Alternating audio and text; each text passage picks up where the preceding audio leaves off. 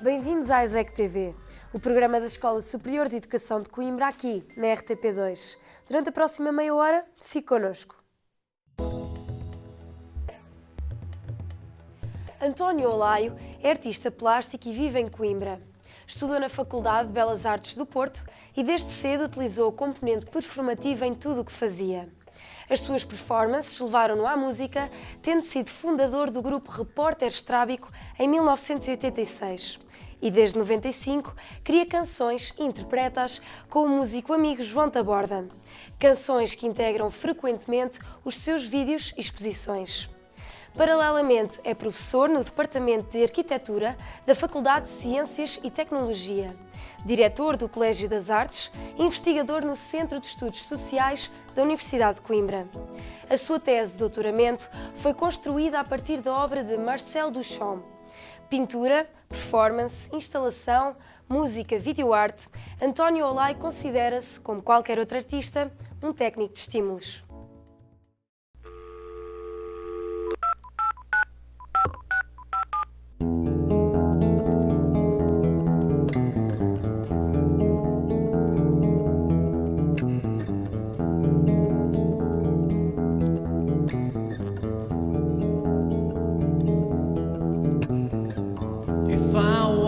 An artist, I would like to be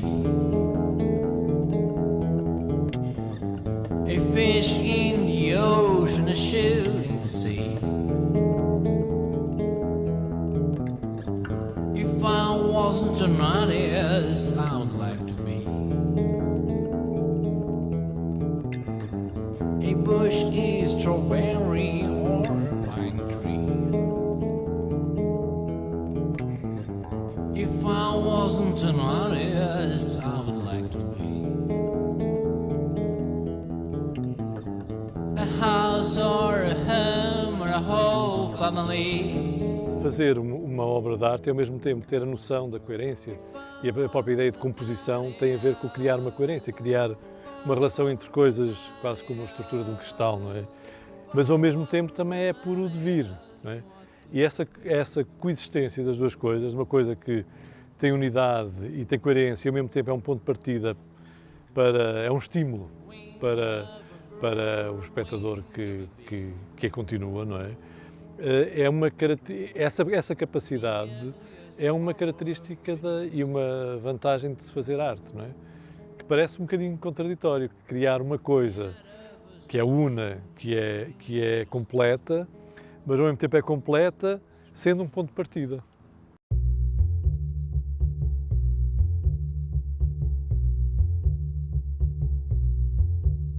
La prospective is second reality.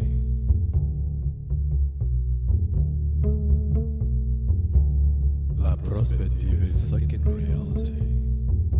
Como é que lida e conjuga a relação entre artista, investigador e professor? A melhor maneira de o fazer, já que tenho que pensar nisso, não costumo pensar muito nisso, é não encarar as coisas como sendo diferentes. Não é? Tem diferentes formas ou há diferentes contextos para ser artista. Não é? Eu acho que como professor também sou artista, porque um professor é um veículo de uma tradição e é um ponto de partida para os alunos fazerem o seu caminho. Não é?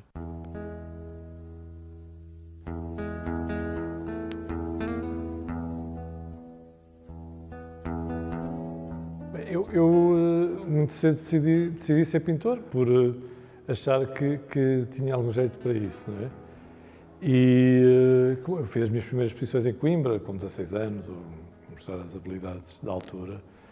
E depois pensei que já gostava muito de física, que poderia tirar o curso de física e ser um pintor sem curso, não é? Mas logo no primeiro ano do curso de física vi que não, que seria melhor ir para as Belas Artes. Houve uma geração de pintores em Coimbra, que eram os Olaios. Se é mera coincidência ou se... Há várias gerações. Sim. Eu sou sobrinho do Pedro Olaio, pai, primo do Pedro Olaio, filho. Portanto, são várias gerações. O meu avô também, que não conhecia, era um artista muito interessante. E eu tenho algumas peças dele. E o meu bisavô também esteve na fundação da Escola Livre de Desenho em Coimbra. É o gosto pelas artes e o talento também de algumas pessoas da minha família, começando logo pelo meu avô. A minha primeira exposição pensada como tal foi na Galeria Roma e Pavia, no Porto, quando estava no segundo ano das Belas Artes. Quando eu fui para as Belas Artes, já pintava e estava convencido que pintava bem. O estar convencido é uma coisa importante para um artista. Mesmo das coisas que eu estava convencido, deixei de estar mais tarde, mas é bom estar convencido enquanto dura, vale a pena, não é? E o facto de ser pintor, e fazer performance, já começar a escola já a participar em festivais de performance, tinha aquela autonomia de achar que era um artista também, para o bem e para o mal, não é?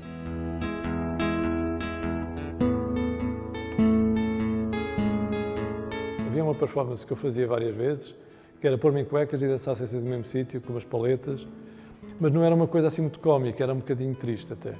Era uma coisa um bocadinho patética. Uma das primeiras que eu fiz foi Tive a sorte de ser convidado para um festival de performance portuguesa no Centro Pompidou, que fazia os 10 anos, comemorava os 10 anos da Revolução de Abril. E havia concertos no Fórum Leisal, com o Zé Mário Branco, não sei o quê, e o Egídio Álvaro, que é um crítico de arte português, mas francês também, tinha um espaço, uma galeria onde quase só faziam performance e instalações. Ele foi convidado para fazer uma programação para o Pompidou e fez um festival numa sala do Pompidou de performance portuguesa. Daí lembrei-me de cantar, não propriamente por achar que era um cantor, e a partir daí, sobretudo o José Ferrão, achou que podia fazer mais letras, então surgiu o Repórter Estrábico.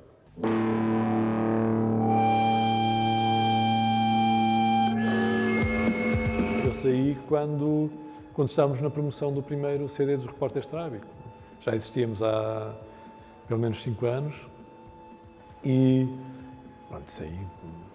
Aquelas fases de stress, quando as coisas estão a correr bem, às vezes as coisas complicam-se em vez de... E preferi sair. Mas continuou sempre ligado, nomeadamente com o Taborda, não é? Agora continuamos e fizemos 3 discos, 3 CDs e a coisa funciona muito bem. Não sei se é por darmos poucos concertos, mas acho que vamos durar muito.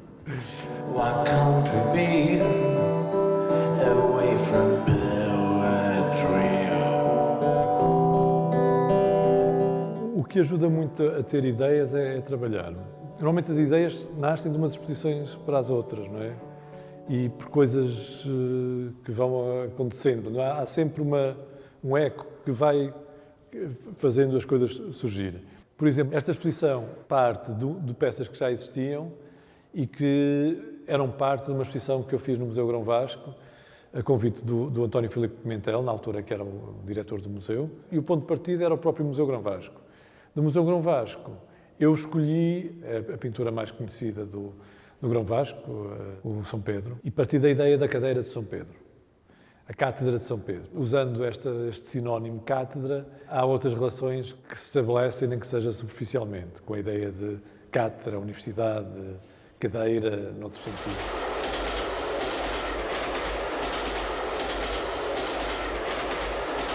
Para aqui, a princípio, quando o Carlos Antunes me convidou, pensei, olha, não tenho nenhuma possibilidade de fazer uma exposição em breve. E depois comecei-me a lembrar destas peças e como elas ficavam bem numa relação com a ideia de espelho.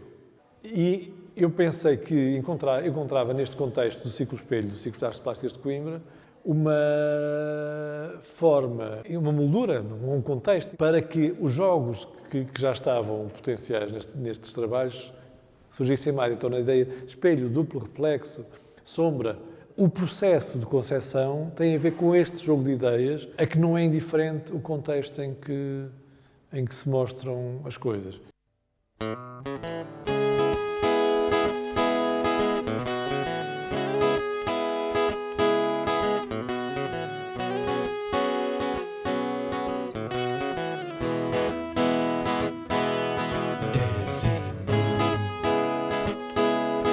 floating around my head. There's a bird floating around my skull. Nós, quando estamos a fazer uma performance, estamos a representar uma pessoa. A ideia de pessoa. Não somos só nós. Nem somos atores. Somos autores e atores ao mesmo tempo. Um artista poderá fazer sapateado numa performance mal. Ninguém vai julgar, acho eu, a qualidade do sapateado de um artista que está a fazer essa performance. Poderão é julgar que sentido e que interesse tem a decisão dele fazer, neste contexto, um sapateado.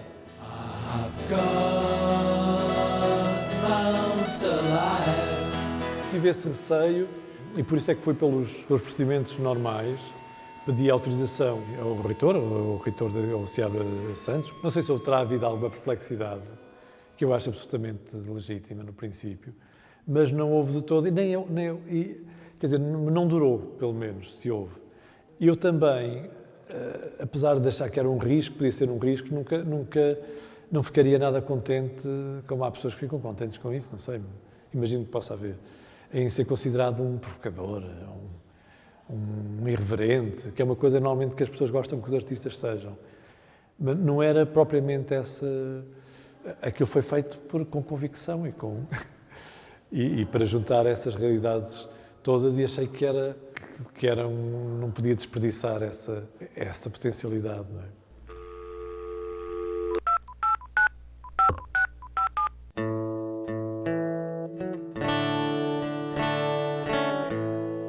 Uma coisa que eu também gosto de fazer nas exposições e nas canções é criar uma espécie de situação que é quase uma ficção ou que podia ser confundida eventualmente com uma coisa que podia ser um argumento de um filme, que é uma canção em que alguém tem um telefone na orelha que nunca para de tocar, mas já nasceu com o telefone e não consegue atender o telefone, porque ele está dentro da orelha e não consegue atender. Portanto, criar essa perplexidade, que tem uma coisa de facto dentro da cabeça, mas não se consegue atender, mas tem-se. Portanto, eu pensei que isso pudesse ter alguma coisa a ver com a arte, ou pelo menos com alguma maneira mais ou menos romântica de ver a arte. E ao mesmo tempo, é como o Duchamp dizia, é um poema em prosa, no sentido em que, ou um escarrador de prata, em que é uma coisa ao mesmo tempo poética e muito concreta. É uma excrescência que se tem, um corpo a extrair. When I was born, the phone was already there in my ear, ringing. Nós andamos sempre nesse jogo, e por isso é que por isso não é por muitas coisas que o Fernando Pessoa é tão bom, não é? Cada vez que eu tropeço no Fernando Pessoa, fico pasmado, não é? Quando ele diz que nem Natal tem frio nos pés, não é? Esse lado muito cru, muito quase antipoético, que torna a poesia mais intensa, não é? E não há nada mais estranho do que a objetividade, não é? Quer dizer, às vezes nós pensamos que a objetividade é uma coisa... é objetivo, quer dizer, é esquemática, é simples, é nítida, enquanto que o que é objetivo é o que não é filtrado pela nossa subjetividade, quer dizer, também não sei como é que... não tenho acesso ao que é objetivo porque eu não consigo deixar de o filtrar. Quando nós filtramos, traduzimos, simplificamos, encontramos uma maneira... Porque o mundo objetivo, nesse sentido, todo o mundo que há para abarcar é pura possibilidade. I never know what's calling, but I sure need a good night sleep.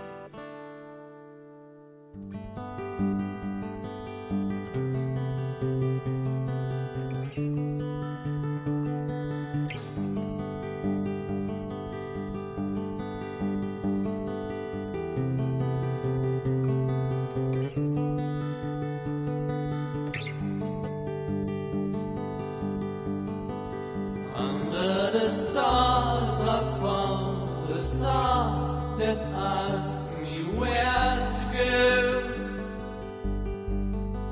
Under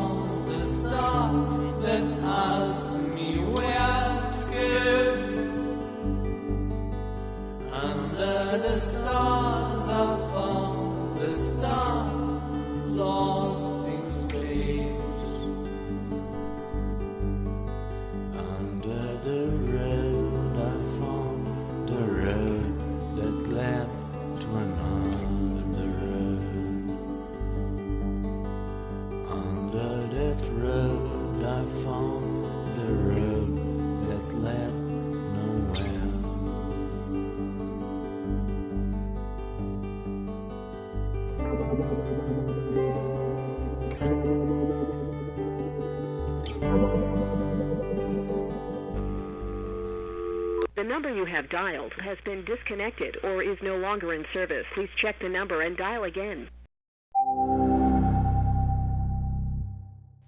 A fotógrafa Susana Paiva apresenta o primeiro objeto em torno das possibilidades de diálogo entre a fotografia e o texto teatral, resultado de uma colaboração entre a Oficine e a Companhia das Ilhas.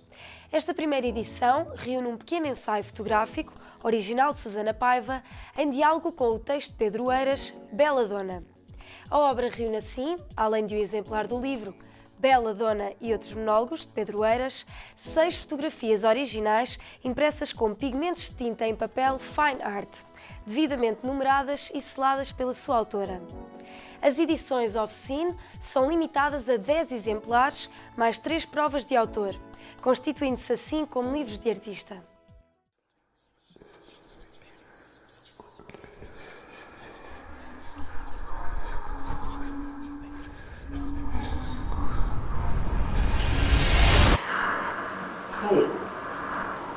Feia a minha imagem a tremer no espelho. Estico os folhos. Pequeno vestido. Eu cresço enorme, maior do que a casa. Eu rompo o telhado. Uma delas? Qual delas? Diz qualquer coisa para alguém. Mas é o coro que passa, que espreita com todas as licenças eclesiásticas e vós deixais, pois tudo que vem à rede é peixe.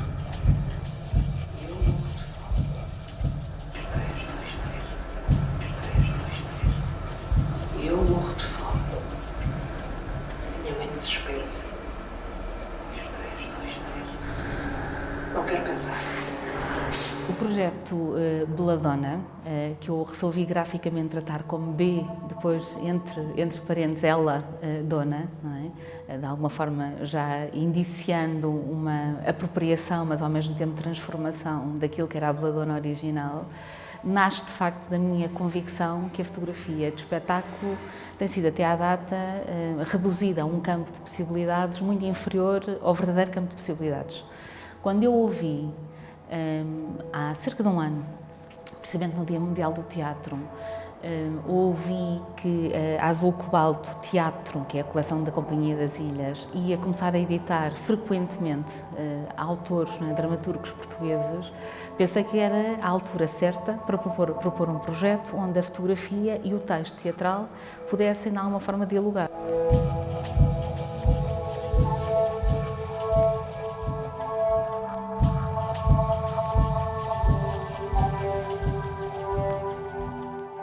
O que é que me passou pela cabeça? Aquelas coisas que passam pela cabeça das pessoas que trabalham há muito tempo neste território, não é? O que eu pensei foi fazer uma ligação direta entre o texto teatral e a imagética que se pode construir em torno desse texto teatral. E foi isso que eu propus ao Carlos Alberto Machado, não é? Usando essa coleção da Companhia das Ilhas e elegendo nessa altura o primeiro livro da coleção, que era o livro do Pedro Eiras, não é? Bela Dona e outros monólogos. Para já conhecia a Susana como fotógrafa, de quem sempre gostei bastante. A ideia de juntar... O teatro tem uma parte muito importante. Há na história do teatro uma parte muito importante, que é não só o espetáculo, claro, o texto, quando há, e depois há uma mini-história paralela dos grandes fotógrafos de teatro. É curioso, até em Portugal tivemos grandes fotógrafos de teatro, agora não sei, não conheço. E, portanto, associar um texto, um espetáculo, que já tinha sido feito com a atriz Renata Portas. E, mais a fotografia, aquilo de repente casa tudo muito bem.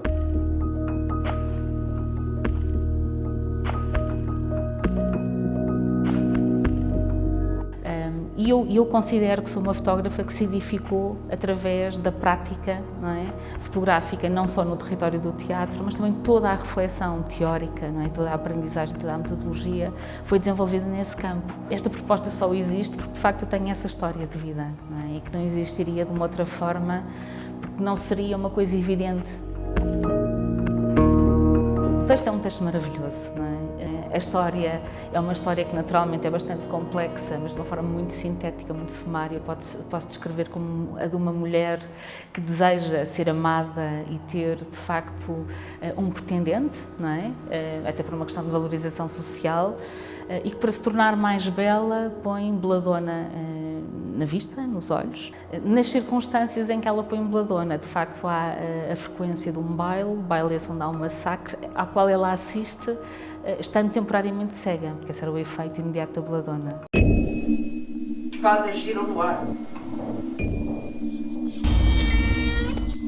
Cortam-se as cabeças. Os gritos.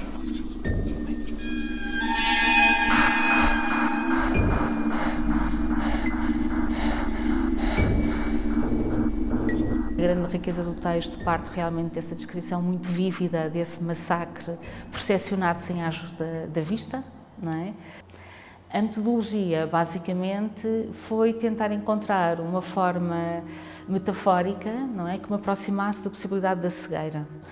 E para isso tenho de uma ferramenta um bocadinho atípica, não uma máquina fotográfica muito habitual, mas um equipamento de uma outra tipologia que me permitiu criar as imagens sem nunca ter visto as imagens que criei.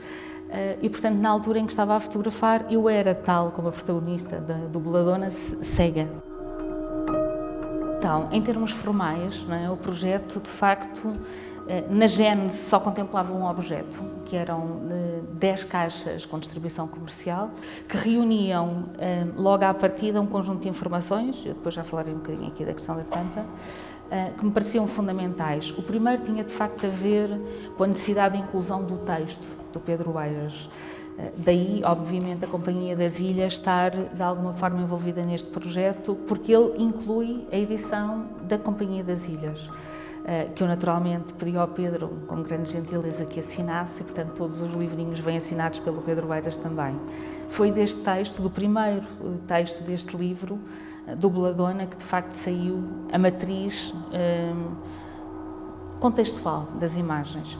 E depois a caixa contém, então, as 6 imagens que eu achei que era o número certo para materializar este trabalho. Logo à partida as pessoas percebem que estamos perante uma estratégia imagética que não é habitual.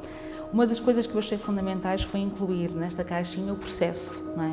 Para que as pessoas percebessem como é que isto nasceu, quem é que esteve envolvido e, portanto, dotei a caixinha de um suporte digital onde vem gravada essa informação e transformei cada um destes objetos num objeto único.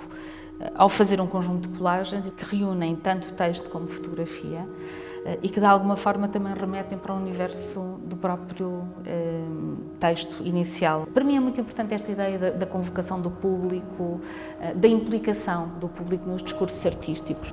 Daí ter criado realmente este notebook, como achei que as pessoas naturalmente se calhar iam querer ter acesso a algum tipo de informação visual. Juntei-lhes, não é, a série, agora não em imagens fine print, não é? Com papel de uma certa qualidade, autenticadas e assinadas como os que estão na caixinha, pronto, mas umas edições mais fáceis e mais económicas para que as pessoas pudessem ter este material consigo. Eu penso que a Susana tem trabalhado nos últimos anos um pouco nessa perspectiva, não é? É quase que cada trabalho é uma impressão digital que também é quase de, não gosto da palavra, mas do comprador, aquele que toma posse em pleno sentido do objeto.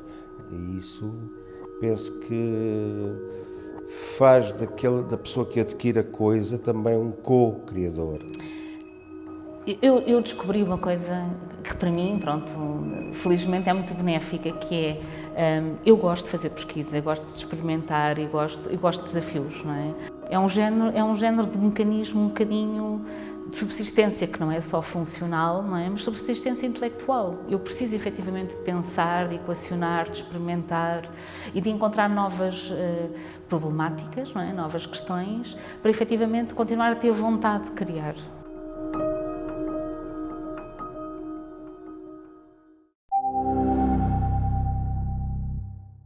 Hoje ficamos por aqui. Obrigada por ter ficado connosco. Marcamos encontro no próximo programa. Até lá!